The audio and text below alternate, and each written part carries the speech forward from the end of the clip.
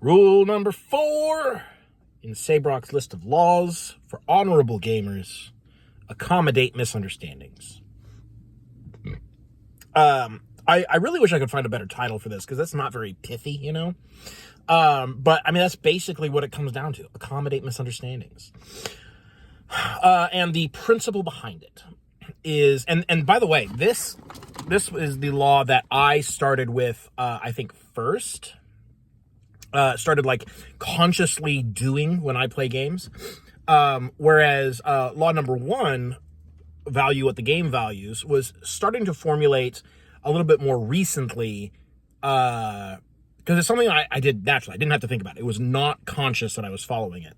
But when I did start thinking about it, that's when I started thinking, I should come up with a list of ways of, like, how to play games well.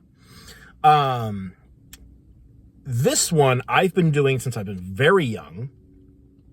And it was, I think, the first one of these 5 that I actually, like, thought about, you know, and like sort of codified in my mind that this is a thing that I do. Accommodate misunderstandings.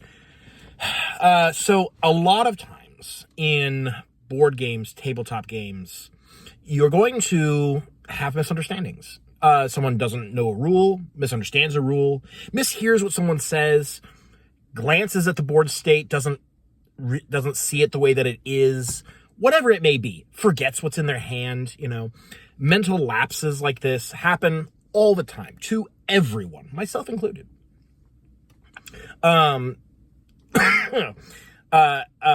Nary a game can go by without some kind of misunderstanding happening.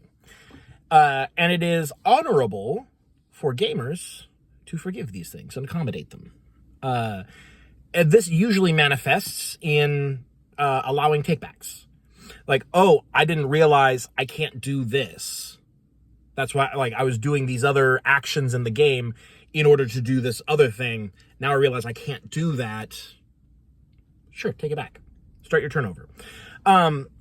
There are degrees to this, of course. This rule actually gets dialed back quite a bit in a tournament setting. It is implied that everyone knows what they're doing, and mistakes should be punished in a tournament environment, particularly like higher level tournaments. Like in a casual tournament, like if you go to a Friday Night Magic, don't play Magic, by the way. But if you go to a Friday Night Magic and the opponent's like, oh, I thought I had more lands than I do, just let them untap the lands, like, whatever. There's so higher level environments will peel this back a bit. Like low level tournaments, I'd still, like, particularly if it's someone I've never met before. If I'm playing a game and someone I don't know is and who's clearly new to the game makes a mistake, sure, bud, take it back. I'm chill.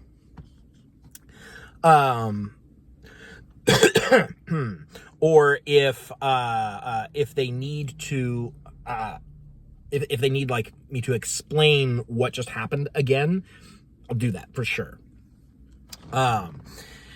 Higher level tournaments, it becomes less of a thing. Additionally, it gets a little bit tricky when you have games where like information is revealed or random chance occurs.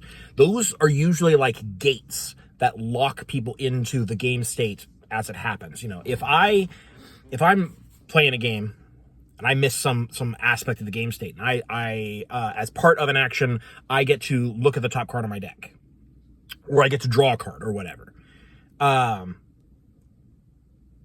Well, now I know what that card is, and you can't really take back knowledge, right? You could put the card back and shuffle it, but A, the other players need to know that you put back the correct card, and B, that still gives you some information, because the likelihood of that one card ending up back on top is pretty slim, unless you spend a very long time shuffling, in which case it re-randomizes your deck. And there's a lot of other sort of like specific circumstances and factors that can go into this. It's very hard to undo revealing hidden knowledge, or hidden information, I should say. Additionally, if the outcome of an action is dependent on a die roll, and so you commit to the action, you roll the die, and then, oh, actually, sorry, I misunderstood this other thing, I would take this all back. Well, you did just see what the die roll result was. And so there's always kind of that question at the table where, like, if the dice had come up differently, would you be taking that back? And whether they would or they wouldn't, it's kind of it's not a conflict of interest. There's another term for this. It's like, there's a sort of presumption that, like, once the dice are cast, that's it. You can't take back the random chance, because, like, you want to stay above reproach, and you want to help others stay above reproach. So personally, if I misunderstand something, or if I just make a mistake, if I forget, whatever it may be, the misunderstanding being a term to cover all of these things, I will ask for takebacks up to the last, like, basically to the beginning of my turn, or to the last time that information was revealed, or the last time that a die was rolled. Those are generally, like, the gates where you can take back up to that point. Additionally, there's this sort of practical aspect. Like, you can only take back so many actions before you forget what the board state is. Because, like, sometimes, like, there's games where, or there's been times, I just had this in my Twilight Imperium game earlier this week, where, like, someone else will start their turn, and then the person who went before them was like, oh, I forgot I'm supposed to do this on my turn. And it doesn't really affect what they do. And so it's fine. Like, it's like, clearly, obviously, you should do that, yes.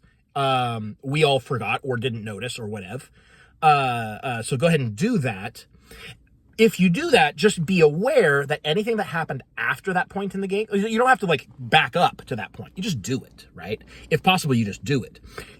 If the current player has to stop their turn, back up, reset the game state, and then resolve what happened on your turn, that's a lot harder.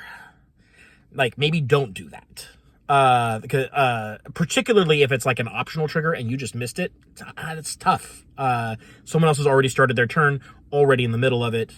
Like, you only need to, you should only be obligated to rewind to a point. And usually the beginnings of turns are it. Now, if you don't need to rewind the game state to resolve whatever it is that you forgot to do, sure, yeah, just let that happen. Like, I've seen people get really, really uppity about, like, oh, nope, you forgot. You don't get to do that now. Like, the fuck? I mean, why be stingy about that? From my perspective, the guiding principle behind this law is that I want all the other players in the games that I play to be playing at peak performance. I want them to be making the best possible choices based on the game state, assuming no, like, it's not assuming no human error, because that's not correct, because people are clearly going to make mistakes in judgment. Mistakes in judgment happen all the time. That's the game. But it's, you don't want it to be like something dumb, right? Like, I guess that's what it really comes down to. Like, if I misread a card, if I misremember a rule, if I didn't see your pieces coming at me, or if I just didn't notice or forgot that there was a monster around the corner, this is all information that was available to me, and I just misinterpreted it. That's a dumb reason to make mistakes. Those are, and I don't know that I could necessarily justify, like, that's where I draw the line. Those are the mistakes that I want the other players at the table, whether it's my opponents or the other players at an RPG or what have you, I want them to be able to take that back.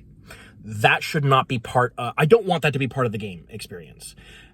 I think mainly because I recognize how much it sucks, how much, like, I kick myself when I do that. I don't want other people to be bummed out because they failed because they forgot something. Like, that really sucks. So I'm always very happy to allow takebacks up to those gates that I mentioned. The start of the turn, random results, or the reveal of hidden information.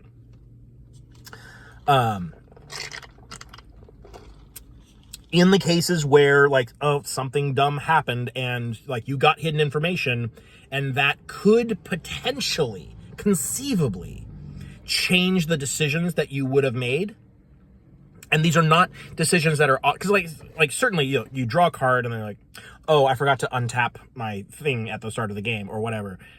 Like that's like things that you would definitely automatically do, like clearly don't have anything to do with the information you just got or the dice you just rolled or whatever.